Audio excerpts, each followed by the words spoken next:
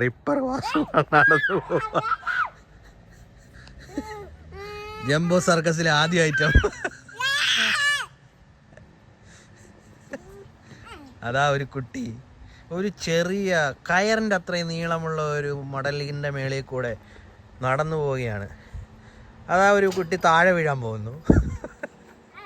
അടുത്തതായി ഒരു കുട്ടി മറ്റൊരു കുട്ടിയെ ചതയ്ക്കാൻ പോകുന്നു. ഇടയ്ക്ക് വെച്ച് തലയും കുത്തി താഴെ വീഴുന്നത് നിങ്ങൾക്കിപ്പോൾ കാണാം.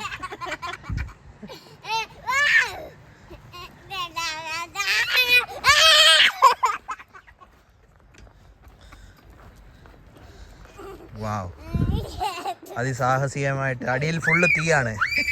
തീയുടെ മേളിലൂടെ നടക്കുന്ന കുട്ടികളാണ്. രണ്ട് കാലും രണ്ടിടത്തോട്ട് പോയിരിക്കുക.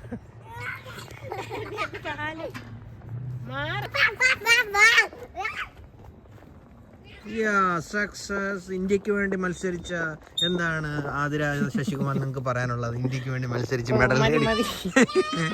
അതിസാഹസികമായി ഇത് നോക്കൂ. ഇനി അടുത്തതായി നടുവൊടിക്കൽ ചടങ്ങാണ്. ഇതിന് മേളിലൂടെ റോൾ ചെയ്ത് പോകാനായിട്ടുള്ള പരിപാടിയാണ് പുള്ളിക്കാരി. അറിയില്ല, എന്ത് സംഭവിക്കാം. ആംബുലൻസ് ഒക്കെ വന്ന് കിടപ്പുണ്ട്.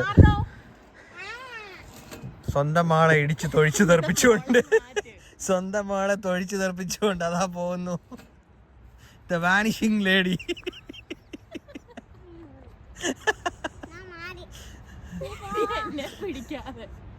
അതാ പോവാൻ പോകുന്നു. അതാ പൊക്കോളൂ. ആ നേരെ മെൽബൺ സിറ്റിയിലേക്കാണ് പോകാൻ പോകുന്നത് യൂറോപ്പ് വഴി. ആതിര ശശികുമാറിൻ്റെ ആദ്യ ഐറ്റം ഇന്നത്തെ ഷോയുടെ.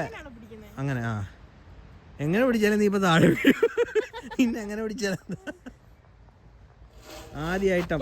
കേട്ടാ, അതാണ് സംഭവിച്ചത്. പാർക്കിലാണ് നിൽക്കുന്നത്. ഇപ്പോൾ ഇവിടെ എല്ലാ സ്ഥലത്തും പാർക്കൊക്കെ ഉണ്ട്. ചിൽഡ്രൻസ് ഫ്രണ്ട്ലി ആണ് എല്ലാ സ്ഥലവും.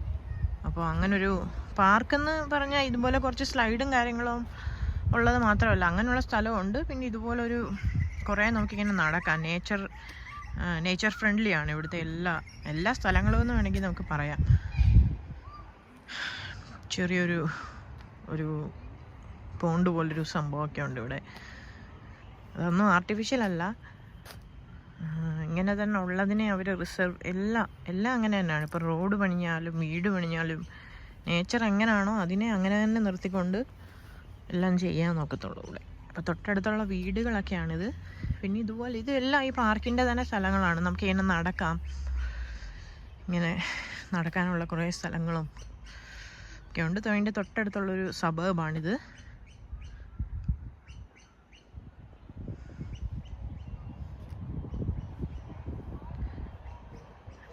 ഈ ശനി ഞായർ അല്ലെങ്കിൽ ഹോളിഡേയ്സിലെല്ലാം ഇവിടെ എല്ലാം പിള്ളേരും ഒക്കെ ആയിട്ട് വന്ന് എല്ലാവരും നല്ല തിരക്കായിരിക്കും ചില പാർക്കിലൊക്കെ പോകുമ്പോൾ.